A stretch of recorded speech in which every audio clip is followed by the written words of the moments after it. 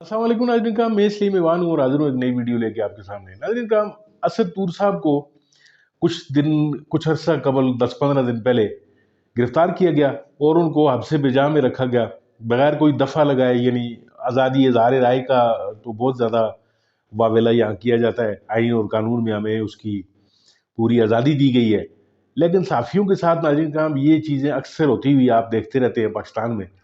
उनके साथ 10-15 दिन के अंदर अंदर जो है वो उनको कहाँ रखा गया, क्या हुआ, वो रिहाई के बाद जो है वो उनका पहला इंटरव्यू है। शहजाद इकबाल को वो इंटरव्यू दे रहे हैं। आप जरा ये वीडियो देखिए, फिर इसके ऊपर बात करते हैं। गैर वाज़ेह इल्जामात पर 19 रोज तक कैद काटने के बाद साफी और यूट्यूबर असद तूर बिल आखिर जमानत पर रिहा हो गए। असद तूर को एफआईए ने जजेस के खिलाफ मुहिम चलाने पर नोटिस जारी किया था, लेकिन इनके ऊपर जो मुकदमा दर्ज किया गया वो पीका के सेक्शन 9, 10 और 24 के दफात के तहत किया गया था, जो दहशतगर्दी की तशहीर, साइबर टेररिज्म और साइबर स्टॉकिंग से मुतल्लिक है। असद तूर के साथ जेल में क्या हुआ, दौरान हिरासत एफआईए ने असद तूर से क्या सवालात किए और किसके कहने पर किए, असद तूर की अपनी सहाफत पर होने वाली तनकीद पर क्या राय है, इस पर हम बात करेंगे, जिसके लिए हमारे साथ मौजूद हैं असद तूर, जो रिहाई पहली बार अपनी गिरफ्तारी और जेल के हालात पर बात करेंगे। असद तूर, बहुत बहुत शुक्रिया, आपने हमें प्रोग्राम में ज्वाइन किया। टोटल 19 दिन आप कस्टडी में रहे, जिसमें फिजिकल रिमांड भी थी, जुडिशियल रिमांड भी था। वहां पे आपके साथ क्या हुआ, क्या तफ्तीश हुई, उस पर तो मैं तफसील से बात करूंगा, लेकिन पहले ये बताइएगा कि जब एफआईए के नोटिस आपको मिले थे तो उस पर इल्जाम ये था कि आपने जजेस के खिलाफ मुहिम चलाई है और आप 2 मरतबा एफआईए के सामने पेश भी हुए तफ्तीश के लिए। तो क्या उस वक्त आप ताउन नहीं कर रहे थे, इस वजह से आपको गिरफ्तार किया, या कोई और वजह आपको लगता है इसकी? 3 लोगों का यहाँ पे शुक्रिया अदा करना चाहता हूँ। शहजाद साहब आपका, शाहजेब खानज़ादा साहब का और हामिद मीर साहब का, जिन्होंने बहुत कंसिस्टेंट रहे मेरे इस इशू के ऊपर। आप लोगों का बहुत बहुत शुक्रिया। अब आ जाए उस नोटिस की तरफ। तो वहाँ पर जब पहली जो मेरी पेशी थी एफआईए में, आपको सुन के हैरत होगी कि एफआईए वालों के पास कोई क्वेश्चन ही नहीं था मेरे लिए। कुछ 7-8 घंटे आप वहाँ पे थे? जी, 8 घंटे में रहा और उस 8 घंटे में क्वेश्चंस ये थे कि जो आप कर रहे हैं ये क्यों कर रहे हैं। मैं कहता था भाई क्या कर रहा हूँ, बताओ क्या कर रहा हूँ, मुझे दिखाओ। नहीं वो ये। और एक स्टेज ये आई जब मैंने बार बार इंसिस्ट करना शुरू किया कि मुझे लिस्ट ऑफ एलिगेशंस दो जिसका मुझसे जवाब मांगो। तो उसी वक्त उस कमरे में 6 लोग मौजूद थे। शहजाद साहब, उनमें से 3 लोगों ने अपने मोबाइलों पर मेरे वीलॉग खोल के सुनने शुरू कर दिए और एक बंदे ने अपने उस पर कंप्यूटर पर मेरा ट्विटर हैंडल खोला और उस पर नाम लिख के एक अदालती शख्सियत का ट्वीट सर्च करने शुरू कर दिए। और फिर वो दूसरा उसको बता रहा, अच्छा ये वाले का स्क्रीनशॉट ले लो, ये वाले का स्क्रीनशॉट ले लो। तो मैंने कहा आप अब बुला के मुझे इधर बैठ के मेरे सामने तैयारी कर रहे हैं, तो फिर मुझे नोटिस किस चीज का भेजा था अगर आपको पता ही नहीं मैंने किस वीलॉग में क्या बात की हुई है, या मैंने मतलब पहले उन्होंने सुने हुए नहीं थे आपके वीलॉग्स किस बारे में? और फिर जब मैंने ये किया तो फिर उन्होंने मुझे एक पेपर दिया और कहा कि अच्छा आप अपने डिफेंस में एक स्टेटमेंट लिख के दें। मैंने कहा किस चीज के डिफेंस में, मुझे कोई चीज बताए ना कि मैं उसके डिफेंस में स्टेटमेंट लिखूंगा। नहीं, कुछ भी लिखें कि आप क्या करते हैं। देन मैंने जो स्टेटमेंट लिखी वो कोर्ट रिकॉर्ड का हिस्सा है।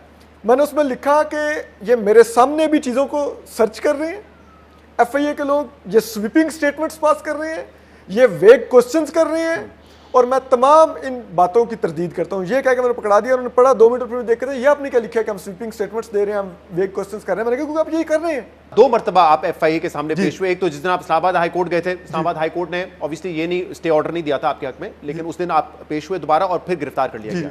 और उसको क्या वजह बताई थी गिरफ्तारी की, कि क्या एलिगेशन एग्जैक्टली है, उसको भी नहीं बताया? कुछ भी नहीं मुझे बताया गया। मैं गया हूँ एफआईए के ऑफिस, मैंने उन्हें जाके मेरे को सरेंडर किया है। मैंने उन्हें पूछा कि आप क्या है, उन्होंने कहा ठीक है जी, आए जी बैठे हैं, आज बात करते हैं आपसे। और फिर आगाज़ इसी तरह के वेग क्वेश्चन से हुआ और मुझे आइडिया था तो मैंने उनसे बार बार इंसिस्ट करना शुरू किया कि आप लोगों ने मुझे अरेस्ट करना है तो काइंडली मेरे नीचे वकला को उनको बता दीजिए ताकि वो चले जाएं। ठीक है, तो फिर उन्होंने मुझसे पूछ लिया कि आपको कैसे पता है हमने आपको अरेस्ट करना है। मैंने कहा मुझे आइडिया है ना, मैंने कहा सहाफ़ी हूँ यार, इतना तो मैं चेक कर ही सकता हूँ। तो उन्होंने कहा अच्छा फिर आप उस वक्त कोई ये स्पेसिफिक बात नहीं की कि आपने जजेस के खिलाफ मुहिम चला रहे हैं, उनके खिलाफ इल्जामात लगा रहे हैं, ऐसी कोई बात नहीं की? नहीं की उस वक्त फिर कि आपने ये फलां वीलॉग में जो ये बात की थी। एक जजेस के बारे में उन्होंने सिर्फ 2 सवालात किए, उसके बाद कोई उस तरफ नहीं सवालात किए। अच्छा, देन फिर वो ये शुरू हो गए कि देखे ना जी सोशल मीडिया मुल्क तबाह कर रहा है, आपको क्या लगता है? मैंने कहा भाई सोशल मीडिया तो 2010 का बाद आया, उससे पहले जो पिछले 60-65 साल मुल्क तबाह हुआ, वो किसने किया? और फिर जब एफआईआर सामने आई तो उसमें पीका का सेक्शन 9, 10 और 24 जो है वो लगाया गया आपके ऊपर, जो कि कहता है कि दहशतगर्दी की तशहीर, साइबर टेररिज्म और साइबर स्टॉकिंग, ये आप पे एलिगेशन लगाई गई। और इस बुनियाद पे उस वक्त कोई सवाल आपसे नहीं किए गए थे पहले? नहीं, उस वक्त इस बुनियाद पे कोई सवाल नहीं किया गया। मुझे ये जरूर कहा गया कि आप जो बातें करते हैं उससे इदारों की साख मुतासर होती है। तो मैंने उन्हें कहा कि भाई मेरे 20-25 हज़ार व्यू से इदारों की साख मुतासर होती है, आपको रियली ये लगता है? अदलिया में 22 लाख लोगों के मुकदमात पेंडिंग हैं, 22 लाख लोगों का मतलब है कम से कम 2 करोड़ से ज्यादा घराने। मैंने कहा तो आपको क्या लगता है उनका इदारों में एतमाद बाकी होगा या किसी और इदारे पे एतमाद बाकी होगा? तो उन्होंने मुझे जो जवाब दिया दैट वाज वेरी इंटरेस्टिंग। उन्होंने मुझे कहा कि नहीं देखे ना असद साहब, उन्होंने कुछ और वीलॉगर्स के नाम लिए जो बड़े वीलॉगर्स हैं, मैं उनके मुकाबले में कुछ भी नहीं हूँ। उन्होंने कहा कि देखें वो अगर करे ना तो हमें फर्क नहीं पड़ता, वो प्रोपेगेंडिस्ट है, लेकिन आप एक क्रेडिबल जर्नलिस्ट हैं, आप ये करेंगे आप तो ये बातें कैसे आपकी बात का इंपैक्ट होता है। तो मैंने कहा यार फिर एक बात मान लें, या मैं क्रेडिबल हूं या मैं प्रोपेगेंडिस्ट हूं। अगर मैं क्रेडिबल हूं तो फिर जो मैं बातें कर रहा हूं उनको भी मानिए कि वो ठीक कर रहा हूँ। 2-3 मरतबा जो आपका फिजिकल रिमांड है उसमें अदालत जो है वो तौसी करती रही, और जो एफआईए की वहाँ पे प्रोसिक्यूशन टीम थी वो ये कहती रही कि हमें गैजेट्स चाहिए, हमें इनके सोर्सेज का पता करना है। लेकिन जब ये 10 दिन तक आप एक तो एफआईए के कस्टडी में थे, 12 दिन तक, वो टाइम आपका कैसा गुजरा? हाउ डिफिकल्ट वाज इट, और कितनी मुश्किलात आपके लिए पैदा करने की वहाँ पे कोशिश की गई?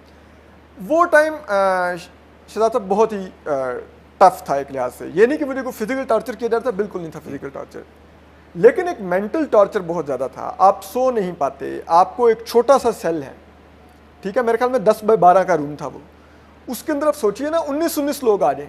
19 लोग, वॉशरूम आउट ऑफ ऑर्डर है, उस ऑफिस में पानी नहीं आता था, वॉशरूम आउट ऑफ ऑर्डर है, और इतनी स्मेल होती थी कि सेल भी ऐसे जो हवालात थे वो ऐसे लगता था कि वॉशरूम ही है। इवन कि मैंने एक दिन जाके उनको कहा, जो एफआईए के एहलकार गुजरे थे, तो मैंने उन्हें कहा कि यार कुछ पानी कैसे इधर मंगवाएगा? तो वो मेरे जब सेल के करीब पहुंचे तो एकदम एक कदम पीछे हटके उन्होंने कहा कि यार ये एग्जॉस्ट तो चलाओ। तो मतलब सोचिए ना कि उनको खुद वो उधर स्मेल बर्दाश्त, डेलिबरेटली ऐसी हालत में रखा गया जिसका शायद मकसद ये हो सकता है कि तोड़ने की कोशिश करें आप। बिल्कुल आम आदमी ऑब्वियसली जो एक नॉर्मल माहौल में रहता है उसके लिए बड़ा मुश्किल हो जाता है। बिल्कुल यही कोशिश थी। वो जान के इस माहौल में रखा है। मैं बार बार रिक्वेस्ट करता था कि मुझे कोई और वॉशरूम यूज़ करवा दें, और एक दिन मैं सुन सकता था कि मैंने एहलकार को बहुत रिक्वेस्ट की, उन्होंने जाके अपने एक सीनियर से पूछा, मुझे उन सीनियर की आवाज़ आई कि वो वही वॉशरूम यूज़ करेगा। तोड़ने की कोशिश की थी लेकिन आप नहीं टूटे। आप जितनी भी पेशियों में आप आए, आप यही कहते रहे कि मैं अपनी सोर्सेज भी नहीं बताऊंगा जी, मैं गैजेट्स जो है वो सब चीज़ों को ओन कर चुका हूं अपनी वीडियोस को, फिर क्या मजीद इसकी ज़रूरत है? और अडियाला जेल में फिर आप गए, वहां पे भी ये इतलात आई कि आपको आइसोलेशन में रखा गया था, जबकि आइसोलेशन में तो या बहुत हाई प्रोफाइल कैदी हो जैसे सियासी या कोई खतरनाक कैदी हो उनको रखते हैं आइसोलेशन में, अदरवाइज तो मुल्जिम को आइसोलेशन में नहीं रखते। जी, मुझे पहली रात यही हुआ मेरे साथ। मुझे जाके एक सेल में ले जाया गया, जो बिल्कुल एक जो कैदियों की बैरिक थी उसके बैक साइड में एक जगह थी, वहाँ पर उसके इर्द गिर्द 4 दीवारें थी बहुत ऊंची ऊंची, और उसके ऊपर बॉब वाइट लगी हुई थी। वहाँ पे मुझे अंदर ले जाया गया। अंदर ले जाके एक छोटा सा 8-10 मरले का प्लॉट था जिसमें जंगली घास उगी हुई थी। उसके एंड पे एक आइसोलेशन में एक छोटा सा सेल था जिसमें मुझे भेजा गया अंदर, और वहाँ पर डाल के मुझे लॉक करके चले गए। ना वहाँ पर कोई पुलिस वाला था, ना कोई इंसान, ना कुछ था, और मेरे सेल में कंबल भी नहीं था, कुछ नहीं था, सर्दी थी। तो मुझे थोड़ी देर बाद बड़ी शदीद सर्दी लगने लग गई, तो मैंने वो उससे बोतल से बजाना शुरू कर दिया सलाखों को कि कोई आए सुने। फिर मैंने आवाज़ें दी बहुत, कोई नहीं आया। और फिर इन द एंड एक आए, मुझे बहुत देर गए फील हुआ कि कोई बाहर वॉक कर रहा है, तो मैं देखा तो एक पुलिस वाले मुझे दूर नजर आए। मैंने आवाज़ें दी, वो आए। वो जब गए और वो एक लेके आए फर्स्ट एड वाला बॉक्स किसी को साथ, तो उसने मुझे आके कहा कि आपके सेल की तो हमारे पास चाबी नहीं है, अब हम आपको चेक कैसे करें? तो वो मुझे उधर से दूर से गोली फेंक के ये खा लो। मैंने कहा किस चीज़ की गोली है? उन्होंने कहा आप कह रहे हैं ना कि आपको सर्दी लग रही है, आपको रिलैक्स कर देगी। मैंने कहा भाई मैं यूँ ब्लाइंडली कोई गोली नहीं खा सकता। और नेक्स्ट मॉर्निंग जब मुझे ले जाया गया, चेक किया गया, तो मुझे 102 बुखार था। और फिर जो दूसरी चीज़ थी, वहाँ पर आपको रीडिंग मटेरियल नहीं देते, अखबारें, बुक्स नहीं मुझे आने दी जाती थी। लिटरली शहजाद साहब, मैं टूथपेस्ट के ऊपर लिखे हुए अल्फाज पढ़ता रहता था टाइम गुजारने के लिए, क्योंकि मेरे पास कुछ नहीं था करने को। मकसद ये था कि मेंटल टॉर्चर किया जाए और इतनी मुश्किलात पैदा की जाए कि वक्त ना गुजारा जाए ना वहाँ जी। पे। जी। तो पहली रात तो बहुत ही अजीबो-गरीब गुजरी थी। फिर उसके बाद मुझे ये भी होता था कि लाइक बाकी कैदी जेल के अंदर घूम सकते हैं, लेकिन मुझे एक मखसूस अहाता में महदूद कर दिया गया था और कहा था कि मैं बाहर नहीं जा सकता और कोई अंदर आके मुझसे इंटरेक्ट नहीं कर सकता। सही है। तो मैं फिर वहीं पर बैठा रहता था, वो जंगली घास के ऊपर अगर कोई शहद की मक्खी किसी फूल के ऊपर आ जाती थी तो उसको फॉलो करता रहता था कि टाइम गुजारना है। ये जो आपके ऊपर जो चार्जेस लगाए थे बड़े सीरियस किस्म के चार्जेस थे कि दहशतगर्दी की तशहीर करना, साइबर टेररिज्म के आपके ऊपर इल्ज़ाम लगे और सुप्रीम कोर्ट में भी जब समाअत हुई तो अटॉर्नी जनरल ने भी कहा कि गलत किस्म के इल्ज़ाम हैं और चीफ जस्टिस ने भी कहा कि ये इल्ज़ाम क्यों लगे उस पर। तो इस हवाले से कोई आपसे तफ्तीश की गई कि ये जो रेलिवेंट शिकें इन्होंने लगाई थी या इररेलेवेंट शिकें जो लगाई थी पीका की, उस पर कोई तफ्तीश हुई कि ये क्या करते रहे आपने अपने व्हील हाउस में? नहीं, बिल्कुल ऐसा कुछ नहीं पूछा उसमें ये कहते रहे कि देखें वो फलाने एक बिजनेसमैन है जिनका पिछले दिनों वो सुप्रीम कोर्ट में केस उनके खिलाफ गया था फैसला, सुना वो फंडिंग कर रहे हैं, ये है वो है। तो मैंने कहा यार मेरे बैंक अकाउंट सब मैं आपको दे चुका हूँ, उनको ऑडिट कर लें, देख लें मेरे कौन से पैसे आ रहे हैं, कहाँ से आ रहे हैं। जब आप जब कस्टडी में थे तो हमने आपके जो वकला हैं ईमान मजारी और हादी, उनसे जब रब्ता किया था तो उन्होंने भी आके ये कहा था, इनफैक्ट उन्होंने एक वीलॉग में भी बताया था कि असद से जो सवाल हो रहे हैं वो दूसरे इदारों के हवाले से सवाल जी बिल्कुल बिल्कुल। वो मैंने आपको बताया ना, पहले दिन 2-3 सवाल अदलिया के बारे में हुए, उसके बाद तफ्तीश का रुख बिल्कुल मुड़ गया और वो कहीं और ही जाने लग गए सवालात, कुछ और शख्सियात के बारे में सवालात शुरू हो गए और मुझसे पूछा जाने लग गया कि आपका सोर्स क्या उनके दफ्तर में था, कहाँ पर था। मैंने कहा भाई मैं नहीं बताऊंगा आपको क्या था आपका सोर्स, अपनी डिवाइस दें। मैं कहता था नहीं भाई मैं ये नहीं बता सकता। एक सहाफ़ी की सारी उम्र की कमाई उसकी क्रेडिबिलिटी और उसके सोर्स होते हैं, पैसा सहाफ़ी की कमाई होता ही नहीं है। मैं कहता था कि यार आप मुझे क्या कह रहे हैं, मैं ये नहीं कर सकता। तो वो उसी के ऊपर इंसिस्ट करते रहते थे और कुछ नहीं था। जब आपने ये ओन कर लिया था कि ये वीडियोस मेरी है, उसके बावजूद वो इंसिस्ट कर रहे थे कि आप अपने सोर्सेज को जो है वो डिक्लेयर करें, तो किसी पॉइंट पे ये लग रहा था असद के ये मामला और ज़्यादा लंबा जाएगा, बेल मिलना मुश्किल हो जाएगी और जिस किस्म के चार्जेस लगाएं उस पर एक लंबी सज़ा हो सकती है। मामला तो अभी केस तो ख़त्म नहीं हुआ है आपका, जो आपकी टीम इस वक्त ट्राई कर रही है, मामला आपका अदालत में है, लेकिन लग रहा था कि जिस मूड में है शायद बेल वगैरह मिलना मुश्किल हो जाएगी। वो बिल्कुल इसका इजहार करते थे मेरे सामने ये लोग, और ये कहते थे कि हम आपकी बेल नहीं होने देंगे। हमने FIA वाले कहते थे, और वो कहते थे कि आप देख रहे हैं ना किस तरह सुकून से एक्सटेंड किया जा रहा है आपका रिमांड, तो हमने इसी दौरान में आपका चालान सबमिट कर देना है और इस चालान के दौरान ट्रायल शुरू हो जाएगा। और क्योंकि ट्रायल के दौरान बेल नहीं मिलती होती और आपका केस बहुत सीधा साधा है, आपने अपना सब कुछ ऑन किया और आप कहते हैं मैं इस पर कायम हूँ, तो 3-4 पेशियाँ होंगी, आपकी कन्विक्शन हो जाएगी, आप अंदर हैं। मैं कहता था ठीक है, मतलब जुडिशल से पहले ये मामला जो है वो उनकी बातें करते थे। सही। तो मैं कहता था ठीक है कर सकते हैं तो बिल्कुल कर दें, मुझे क्या जल्दी से करें चालान पर जो आपने करना है। तो उस वक्त मुझे सच्ची बात है मुझे लगता था कि मुझे ये मोस्ट लाइकली सज़ा होने जा रही है। क्योंकि पूरी रीडिंग क्या थी, क्या वजह क्या थी फिर पकड़ने की? जब सवाल नहीं हो रहे, रेलिवेंट शिकें नहीं लगाई जा रही, तो मकसद क्या था पकड़ने का? फिर आप किस नतीजे पे पहुंचे? मुझे ये लगता था कि एक तो ये था कि मुझे किसी तरह उस जगह पर लाया जाए कि जहां पर मैं खुद निगोशिएशन का आगाज करूं। क्यों लाया जाए? इसलिए लाया जाए कि मैं वो बातें करता हूं जो अब इस मुल्क में शायद नहीं की जा सकती। तो वो था कि इसको किसी तरह उस ऑर्बिट में लाया जाए कि जहाँ पर ये कि निगोशिएशन करे और फिर इससे कुछ शरायत मनवा के, तो और अगर ये नहीं करता तो फिर ठीक है सजा दिलवाई जाए। असद, हमने देखा कि 2-3 मरतबा जब आप अदालत में पेश हुए और FIA आपको लेके जा रही थी तो 2-3 मरतबा आपने वहाँ पे ये कहा कि आपका जो अरेस्ट है उसकी जिम्मेदारी चीफ जस्टिस ऑफ पाकिस्तान काजी फाइज ईसा पर आती है। ये आपने क्यों कहा?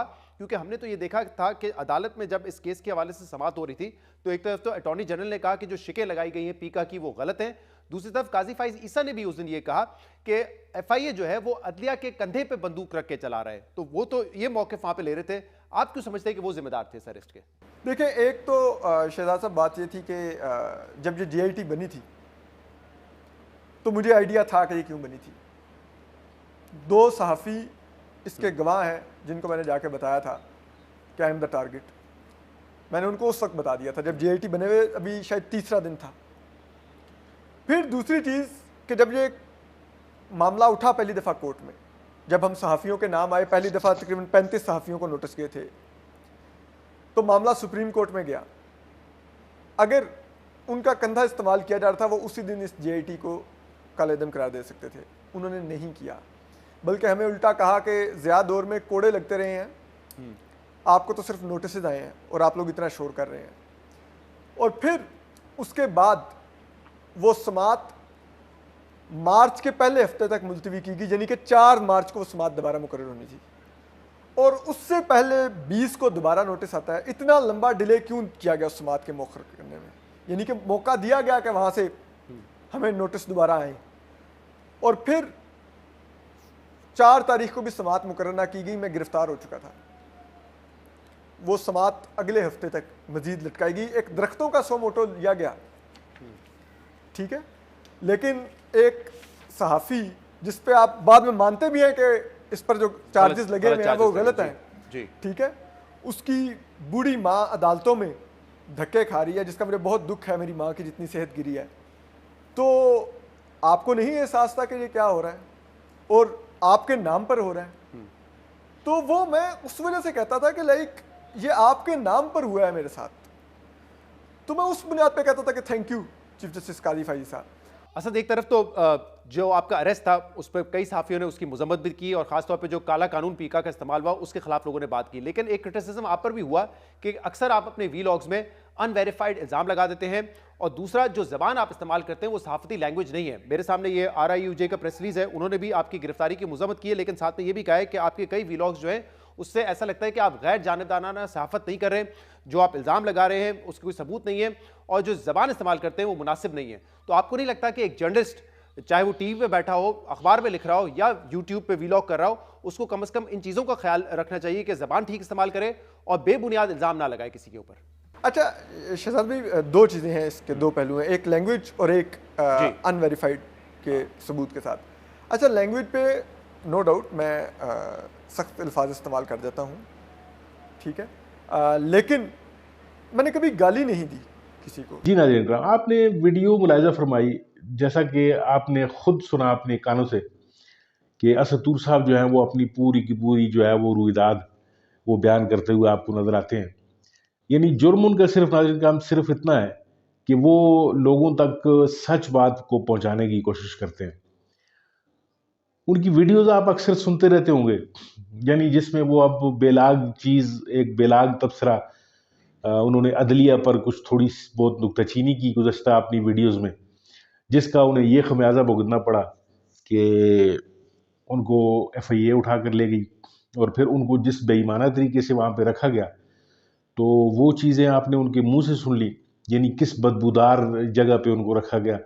यानी कि एक पढ़े लिखे एक साफ़ी को, एक ऐसा आदमी कि जो सच बोलने का आदी है, उसको आप एलिमिनेट करने की कोशिश कर रहे हैं, उसको आप डराने की कोशिश कर रहे हैं कि जी आपने अगर सच बोला तो आपके साथ ये असर होगा और दोबारा भी होगा। तो जिस तरह ये फरमा रहे हैं कि चीफ जस्टिस साहब की इमाम पे इनको उठाया गया, तो यानी ये एक बहुत बड़ा सवालिया निशान है चीफ जस्टिस साहब के हवाले से भी, कि जिस तरीके से उनको उन पे उंगलियां उठ रही हैं चीफ जस्टिस साहब पे, उनको इन चीज़ों से बिल्कुल मुबर्रा होना चाहिए। वो एक बहुत बड़ी कुर्सी पर तशरीफ़ फरमाएं, उनको जो है को अपने अमल से कुछ ऐसी चीज़ें वाज़ेह करनी पड़ेंगी कि जिससे हमें ये पता चले, जिससे अवाम को ये पता चले कि वो जो हैं वो गैर जानबदार हैं और किसी किस्म का कोई दबाव उन पर नहीं है। ये नहीं तो आजकल नाज़रीन काम ये होता है कि इमरान रियाज खान की मिसाल आपके सामने है, उनको किस तरीके से जो है वो गिरफ्तार किया गया, अब से बेजा में रखा गया, फिर उनका ज़हनी तवाज़ुन तक यानी बिगड़ गया, वो इस हद तक उन पर तशद्दुद हुआ। तो ये चीज़ें आहिस्ता आहिस्ता निकल कर आ रही हैं और ये चीज़ें जो हैं ये कोई रियासत के हवाले से कोई अच्छी चीज़ें सामने नहीं आ रही। यानी रियासत जो है वो माँ की जैसी होती है, अगर कोई बच्चों से गलतियाँ भी हो जाती हैं तो उनको इस तरीके से ले जाकर अंधेरे कमरों में रखना, फिर बदबूदार जो है वो जगहों पे रखना। यानी एक ऐसा आदमी नाज़रीन करम आप अंदाज़ा लगाएं कि जो अच्छा खाता पीता इंसान हो, जो अच्छी जगहों पे रहने का आदी हो, माज इस बिना पर उसको एक गंदे और गलीज़ जगह पे रखा जाए या उस पर तशद्दुद किया जाए या उस पर ज़हनी तौर पर टार्चर किया जाए कि वो सच बोलना छोड़ दे। यानी ऐसे मुआशरे नाज़रीन करम वो बहुत जल्दी मर जाते हैं। दुआ ये करते हैं कि अल्लाह करे हमारे इस पाकिस्तान को आज़ादी इज़हार राय के हवाले से या और जितने भी हमें आइन में जितनी भी आवाम को आज़ादियाँ दी गई है वो सारी आज़ादियाँ देने की जो है वो इस रियासत को अल्लाह तौफीक दे, तो ये तभी ये माशरा जो है वो पनप सकेगा और आगे तरक्की करेगा। नाज़रीन का बहुत बहुत शुक्रिया वीडियो देखने के लिए। अगर आपको वीडियो अच्छी लगी हो तो मेरे चैनल को सब्सक्राइब कीजिए और मेरी वीडियोज़ को लाइक कीजिए। मिलते हैं आपके साथ किसी और मौजू किसी और वीडियो में, तब तक के लिए अल्लाह हाफ़िज़।